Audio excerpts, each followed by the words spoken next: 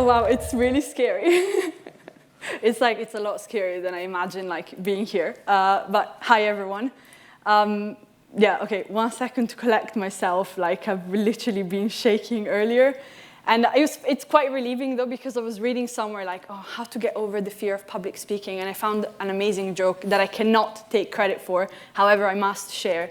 And it says that apparently people's #1 fear is public speaking, even above death. So the joke goes that apparently at a funeral, you're better off in the coffin than doing the eulogy. And for me, actually, public speaking is my #2 fear. My #1 fear is wasps. And I think we're clear. So let's just go. Let's cut the crap and let's focus on the important stuff, which is Swift Playgrounds 4 and creativity and all these issues. I know we spoke a little bit about me, but I did put my favorite picture of myself skiing, because that's what I love doing. And yeah, my name is Anna. I'm currently living in the UK for 9 years, but I'm originally from Italy. I've been at Spotify for a few months, and there I'm doing a lot of mobile infrastructure stuff. So not much Swift, not much iOS development, and that's how I find my joy, but more on that later. So what am I here to do today? My goal today, through telling you of my experience, my good experiences, my bad experiences, and my struggles, is to hopefully encourage you to pick up Swift Playgrounds 4. I'm going to explain what Swift Playgrounds 4, the advantages, the limitations, and kind of how it helped me get over a really big period of creativity slump and these type of issues that I had with creativity, like lack of motivation, unfinished projects, perfectionism, all that jazz. We're going to talk about it. And yeah, talk about some of these common struggles in our industry. And by the way, I was going to say, like, I thought I was like super original for having a QR code, but I'm really happy to see everyone's got one. So there's also a QR code, so don't worry. You'll find all the resources and a bunch of stuff at the end. I did realize it's a really bad QR code to scan, so there's also my Twitter, which is @acbdev. Okay, plug is finished. Now, let's talk about unfinished business. This quote, "You and I have unfinished business," is from my favorite movie, which is Kill Bill, and that's 100% not a red flag. But this, it's kind of like a way to introduce the topic of unfinished side projects, which are really, really common in our industry, because side projects are very common in our industry.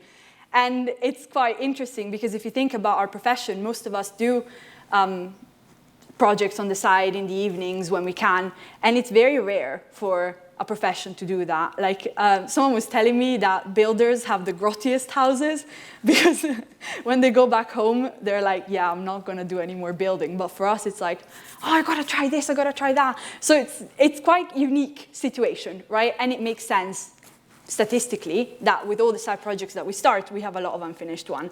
However, me, as a person that is very hard on herself, and I've always been very hard on myself, I took it very personally, the fact that I had a folder on my Mac that literally looked exactly like this, my little desktop graveyard, with all my unfinished side projects, all my attempts, all the things I open, get Cocoa Pods on, and then like close immediately. And before this good thing that happened to me, which I don't want to spoil, but before this year, the last project that I didn't abandon was my master's dissertation project in 2018. And that one I had to finish or I wouldn't get my degree. So it was kind of like a very long-standing problem for me. And it brought a lot of very unnecessary feelings, like a lot of shame, a lot of guilt, a lot of these type of things. So as a bad scientist, because I'm a really bad scientist, I decided to do some unscientific science. And I made a survey on my Twitter, and I asked people that follow me, and hopefully more people, I don't know who responded, because it was anonymous. I asked, between all your iOS side projects, how many approximately have you finished? And then I had a follow-up question. What really shocked me, but relieved me at the same time, was finding out that 63% of the people that replied to my survey said that they finished less than a quarter of their side projects. And I know maybe it doesn't shock you, but to me it shocked, because I thought I was one of the only people that was like, literally didn't finish anything at all. And I guess, yeah, the relief that it brought me is to know that I wasn't the only one in this situation. I wasn't the only person on this boat. And the follow-up question was, what does finished mean to you? Now, if you ask some people, like my boyfriend, they make a list of footballers, but there's no footballers here to list.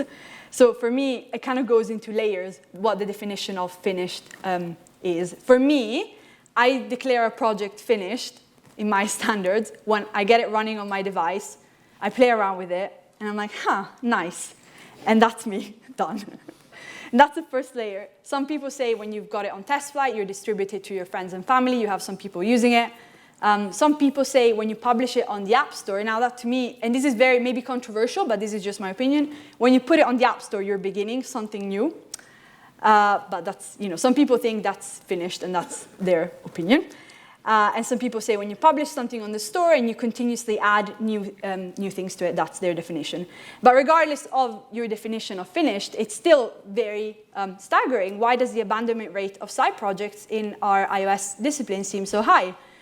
And through some more research, which is a lot of Googling and maybe some journaling, I figured out a lot of the time project abandonment is due to simply a fall in motivation, which is pretty straightforward. And then I came across a concept called the motivation deadline, which once again, pretty straightforward, is how long does it take for you to give up on a project because your motivation is gone.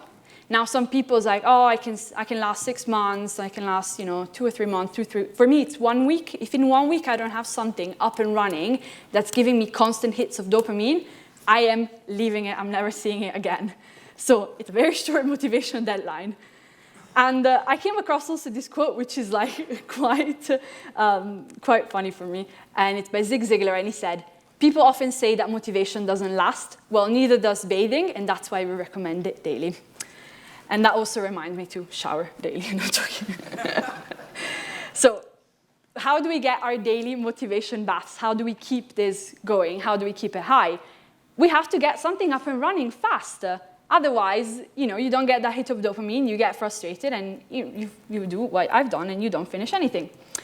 And it's really hard to get something up and running fast if, like me, you're suffering from something called destructive perfectionism. That is not a clinical term, I made it up. And it's a way, and I think there's a lot of people here that I used to work with, so they'll be like, yeah, you're like that. So something that happened to me, when I first started doing iOS development, I was a little bit of like a cowboy kind of thing.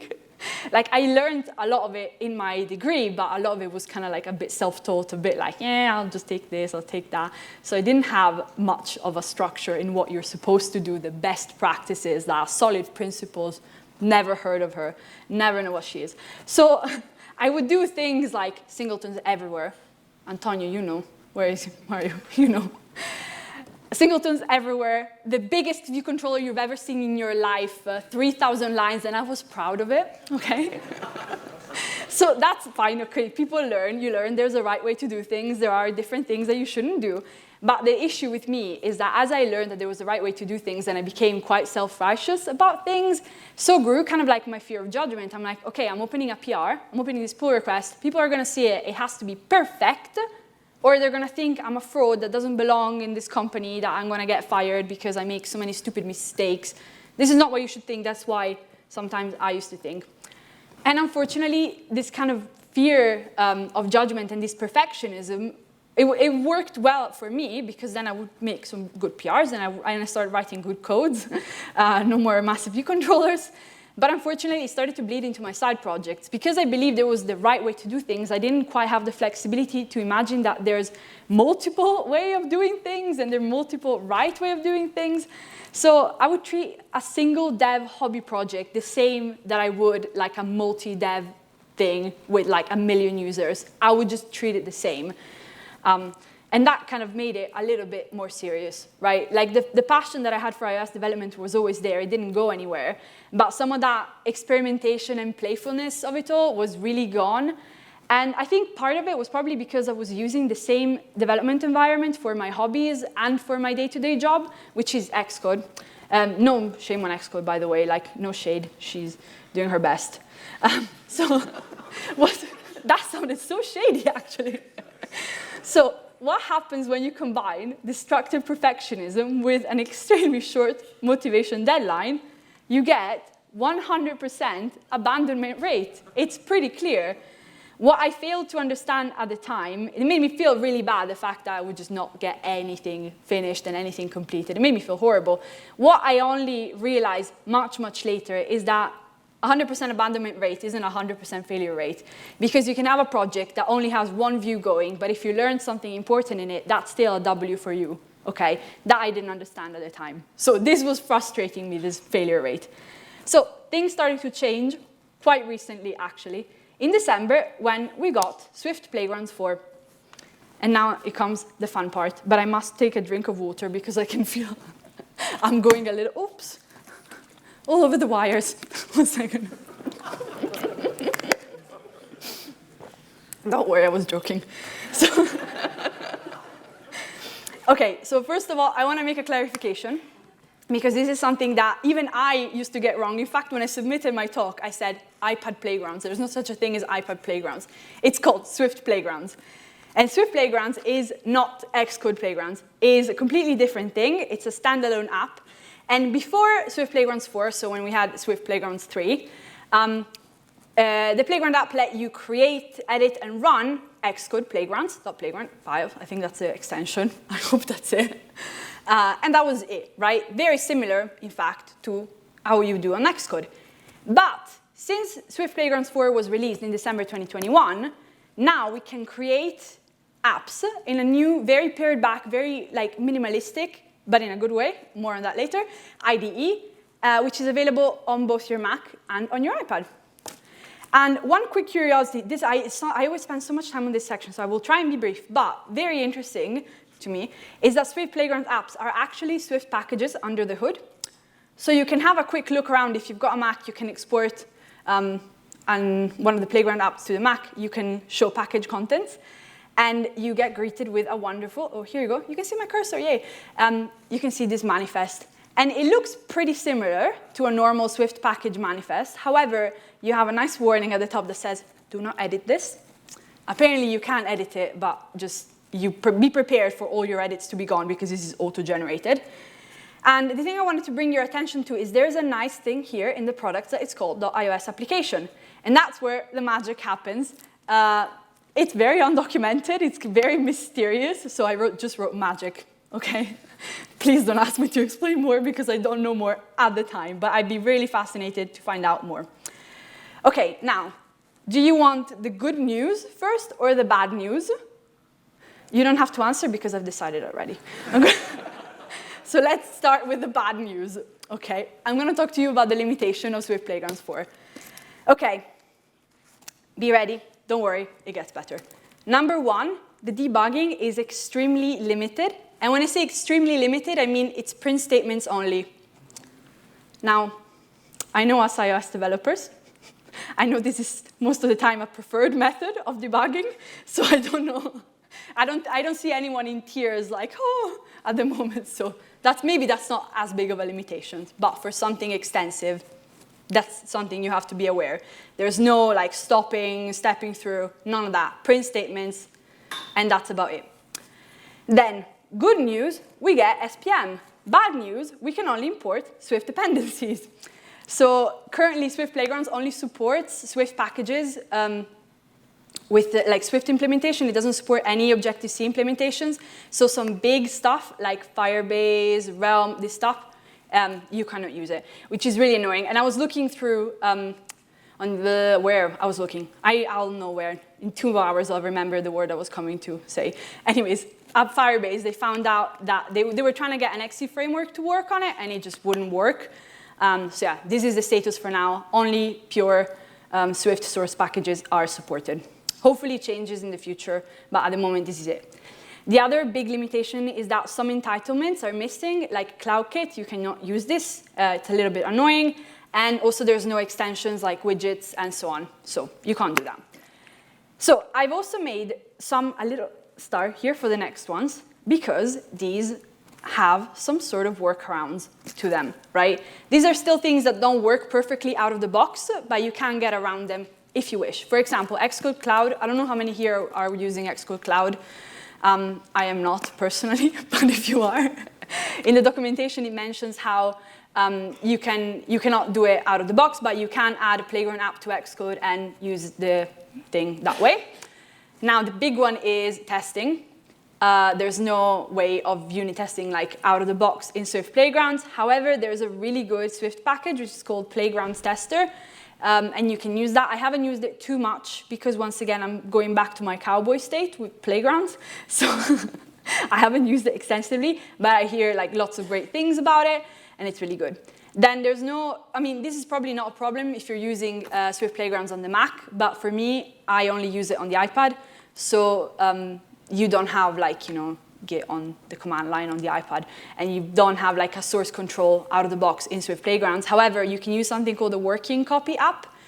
There's some features which are paid, but otherwise it's pretty good. It's pretty stable. I've heard lots of people that are using it a lot, and they really enjoy it. And yeah, lastly, persistence is still fine. You can still do things with it, but just as a reminder, you don't have the nice GUI for doing like core data stuff. You have to do it manually, like back in the Middle Ages. But you can do it. That's a good news. Okay, now that the bad news is out of the way, what can you do with Swift Playgrounds 4? So I recorded this demo last night, which is probably not a great idea, but I wanted to show you kind of what's it like. So here we got you have all your apps. Here's an Xcode Playground, which is different than a Playground app. I just wanted to show you. And yeah, you create an app from the top. Oh, I'm delayed on my screen, actually. You've got a preview on that side in the center. You've got the code. You have it in tabs at the top. And then on that other side, that I don't know what side you're seeing, you have the project structure and the app settings. Here's how you add Swift package and all the other types. When you click on app settings, you can add an accent color. You can modify it that way. You can even select a placeholder icon, which I really like because it gives my side project a bit of personality. And adding entitlements is like, it's really easy. There's no need, capabilities, there's no need for a plist. And at the bottom, that's how you upload it directly to the App Store. And I've tried to do that. It's really nice. Here's my favorite feature, which is like, you can just take that little bracket and like, it auto-indents it for you. It's so pleasant. Here you got the library, which has lots of great things. I haven't checked out much, like the Xcode 14 library, so I don't know if it's like as good as this, but this is pretty good. You can search for SF symbols, which I really, really like, because I hated going and finding and all that type of stuff. So you have that, colors as well. I don't know why I added that. Anyways, you can see that. And yeah, the previews work pretty nice. They work really, really well. But before I show you the preview, I wanted to show you how you can, and here hopefully you don't see all my cringy selfies. No, it's all good. Why is Mrs. Brown Boys there? Anyways, yeah, you can just drag and drop files of different types over there. You can edit JSON files. I'm using an app called JSON. And yeah, you can add it. I was scared anyways. So it's quite handy to do. I didn't know that until much later that I kept playing with it. Okay, so here's my other app that has like a bit more meat to it. I wanted to show you here's where you see your Swift packages. So it's like, honestly, it's not that strange. It looks pretty much the same. No local Swift packages. You have to make really weird workarounds for that. And yeah, here I wanted to say the autocomplete is really cool. It works really. This is like an iPad Air from 2020, by the way. It's not like the top of the range Ferrari iPad. So you can see how well it works on it. And yeah, so what was I showing here? I'm sorry, I re-recorded this because I don't know why I did this again, but it's not my best demo. Oh no, I wanted to show you the previews, yeah. So at the bottom you can see like both the preview that you're currently working on and then the main app. You can like extend the size so you can see that without having to change devices or do weird things to it. Previews are completely interactable, very fast, once again, on an iPad Air. Great chance for me to drink some water. You can also run the app normally, and you can see the console here. I didn't show you in this case, but you can do that. Another quick thing I wanted to show you is the walkthroughs. So if you're writing tutorials, you like writing content, you can make Swift Playgrounds walkthrough. So it's like an app that shows you like do this next and do this next, which is quite nice. I think it's quite innovative as a way of handling it. And yeah. Okay, so to summarize what you can do, just to like put the bow on it, you can use both SwiftUI and UIKit, so don't worry, it's not SwiftUI only. I've used some UIKit in the past, some ARKit, some other frameworks, works perfectly fine. You can add and use Swift packages as long as they're Swift-based. You can view documentation straight from there, which is quite handy.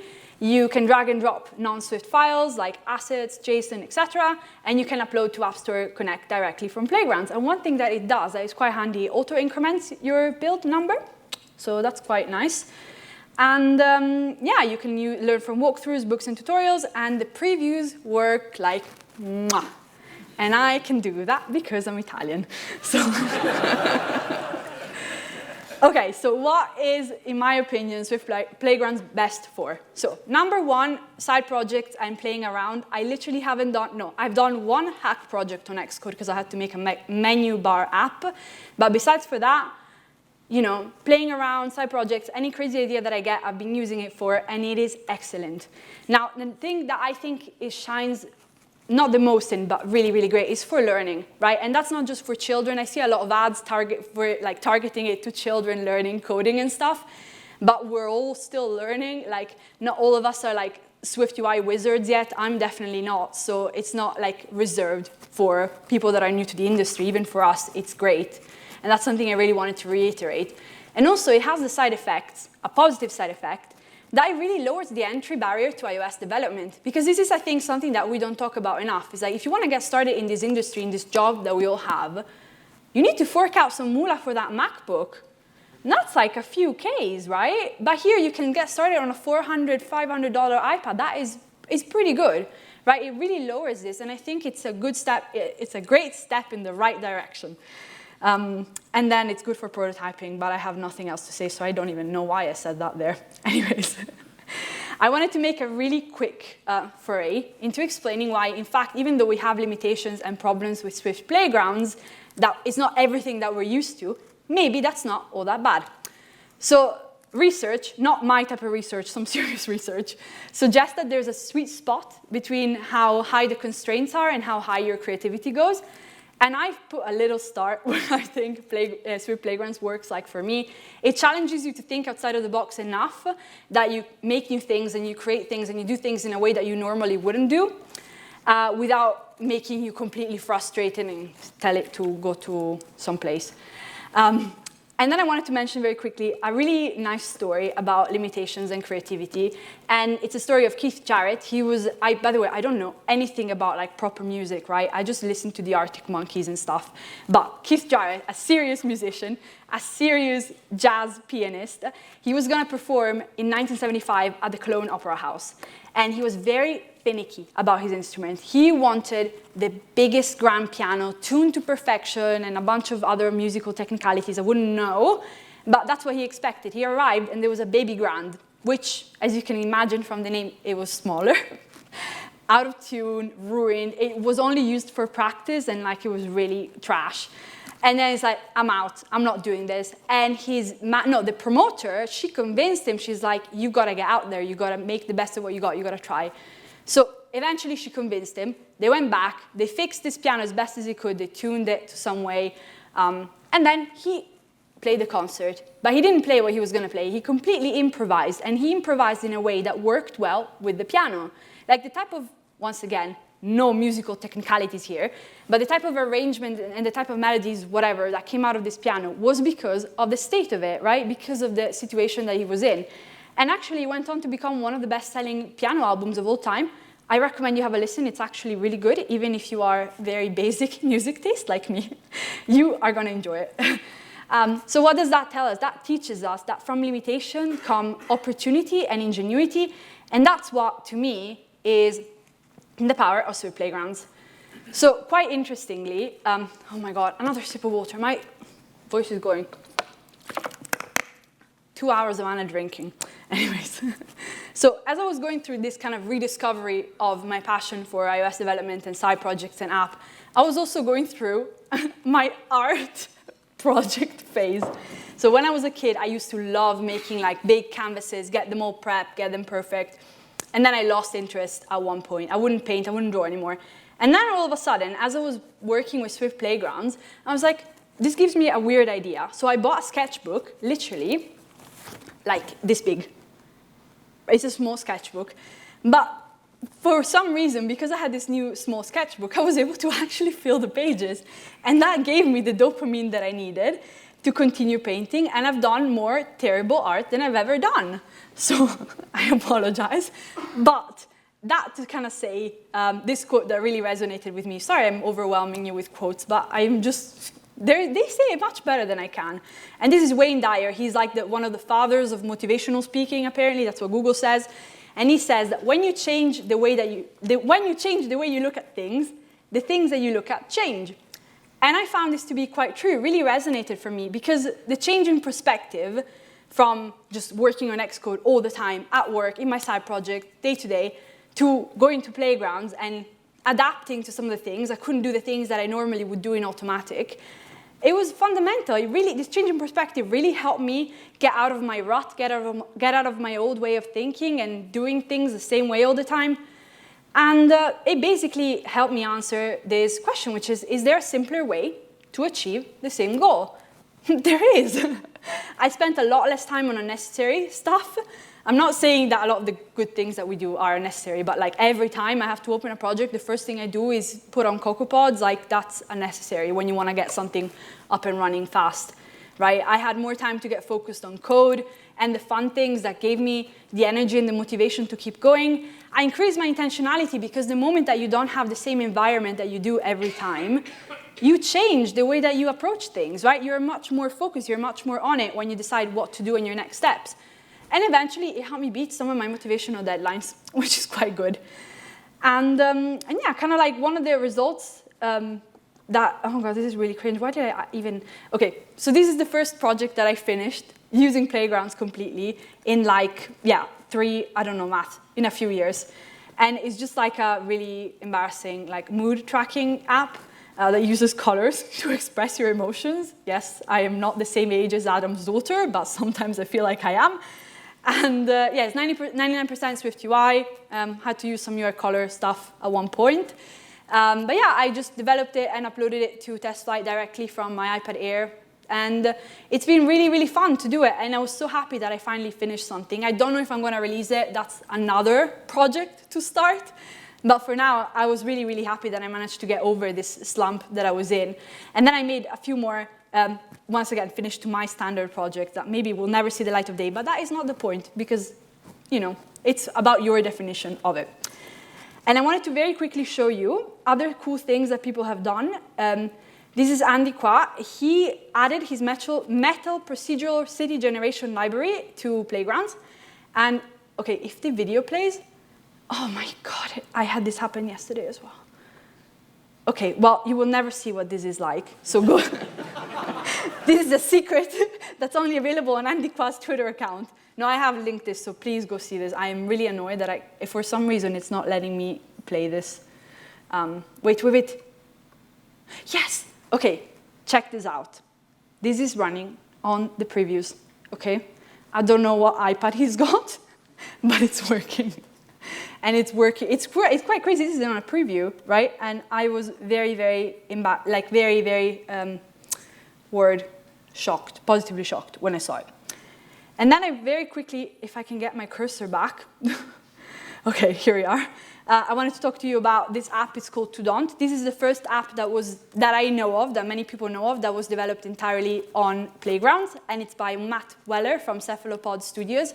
And it's just a simple homage to the classic to-do app that we all have done at some point, but it tells you things that you're not supposed to do, like I do all the time, running a marathon at 4 a.m. Something I obviously do every day. But jokes aside, like it was interesting, this project, because no matter what the content was, it really brought a lot of energy into the people that were starting to get interested in Playgrounds. It got people knowing that you can do something completely on Playgrounds. And he pioneered a lot of the things, like a lot of the little things to iron out and the problems of it. He was able to find solutions for it. So it was pretty great in that way.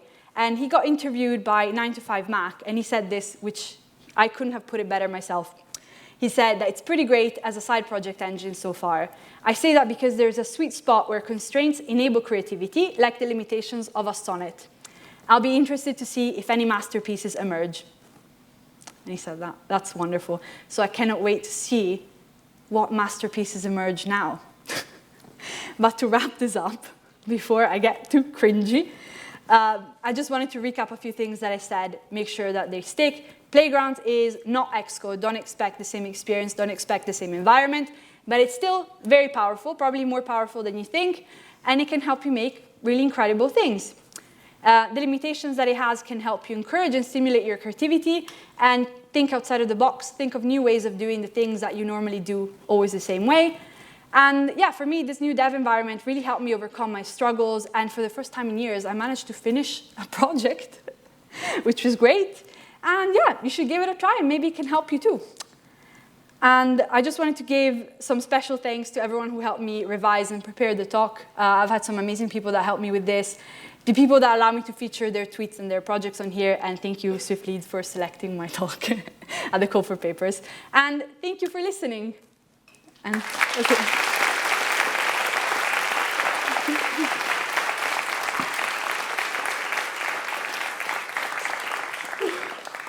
And yeah, if you, I don't know if you can. I'm so sorry.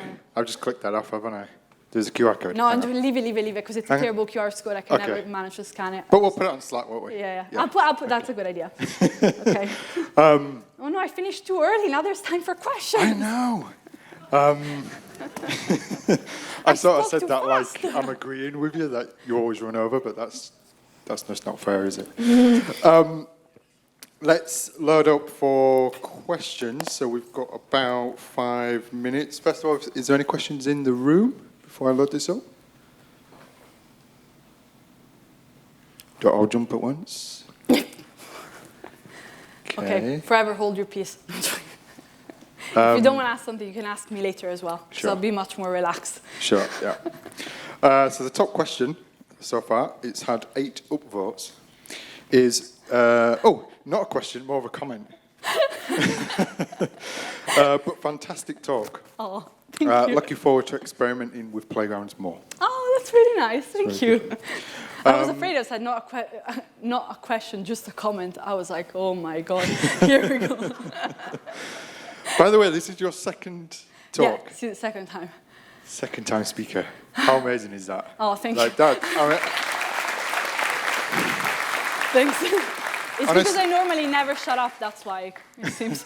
Well, we were backstage and Anna's saying, I'm really nervous, like, it's fine, that's normal. I said, by the way, you was the one that applied to be a speaker. Yes. Self-inflicted pain. Yeah. Is it easy to convert a Swift Playgrounds package to a regular Swift app if you want to take your idea further? Great question. That's a good question. I haven't tried that much. I've done it in a really cave woman kind of way. So I put the files on there. I'm sure there's a way to do it better. I think that's otherwise why would they make it as a package, right? I think there is.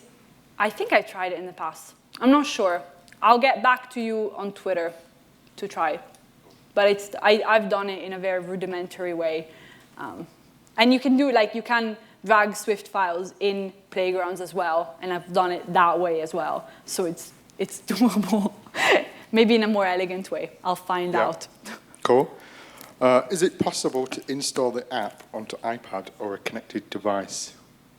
Which app? So is it possible to run Playgrounds, whatever you're building Playgrounds, onto a device? Or, onto iPad or connected device. Okay. But I guess it's running, Okay. There's dodgy ways of doing this. So on Mac, surprisingly, it's amazing because then it lives in your little, application folder. Amazing. On the iPad, same. If you want to move it to the iPhone, there is a way that you can get the IPA. You have to use the Mac for it. You can't do it alone on the iPad. But you can get the IPA that's resulting from this and do it that way, I think. I have something that I retweeted ages ago on how to do it, and maybe I'll retweet it again and give it a go. But that was the main issue for me, that I couldn't use it on the iPhone. But I had test flight at the time, so I just put it on test flight and I did it that way. But yeah, I guess that's another limitation of it. Any questions in the room while I'm still browsing the slider? Yes, we do. I typed it in, but I'll Smart. hustle mentality. We love that. So I messed with Playground quite a bit, and I saw that post with the guy who did the core data. Like stuff. Oh yeah, the math one thing have you figured out how to manipulate the Playground, the Swift package file outside of the editor? So like I guess once they generate, and then maybe put your own stuff on top of it, and then what about capabilities that are not in the drop-down list? So I haven't tried with the capabilities that are not in the drop-down list. I did notice actually. No, that's a good point. Someone was changing. I don't want to talk out of my. I'm so sorry. I'll have to get back to you on this. But I have a feeling that someone had to add. I was looking at it. Give me 1 second, because here I don't want to say untruth. Okay, so can I do that? This is what you can do. I was literally reading this earlier. That's why I wanted to. Okay, wait. Oh no, how do I close this? Give me a second. So there's like this really good article where Guillermo Rambo, is this the one that you meant, the document? No, did you meant the core data one, the Matt Weller app, right? So he added some things to the P list using this thing. And he modified the manifest, but yeah, you always have to be careful that it regenerates. But I actually haven't linked this in my in the link tree, but I'll add this because it's a good read. But I will talk for 3 hours if I mention this. And what was your other questions? It was just around the Swift package, but just the Swift package file you can type in it, but then it will regenerate. But I asked, because the last time I presented this talk, people that actually make Swift playgrounds were there, and accidentally I found out before I presented, so I was like, you know what, I'm going to be so scared, but I'm going to ask them a question, and I asked them about this, and they said that, because I was afraid, if I modify this, will I get rejected from app review? And they said you won't get rejected, but there's a really good chance it will regenerate, but they didn't tell me when it regenerates. So maybe you can do some tests on that, figure it out. I've seen you can use Git patches on top of changes. Okay. You gotta store it in the other app. Oh yeah, with the working app. Yeah, with the code. So you just patch your changes, you modify, then you apply the patches. Nice. And that would be a workaround. There we go, another workaround. That's good. That's exactly what I meant. When you come with limitations, you come in with great ideas and great thinking outside of the box, and that's how you get innovation. Anyways, solve me, please. Excellent.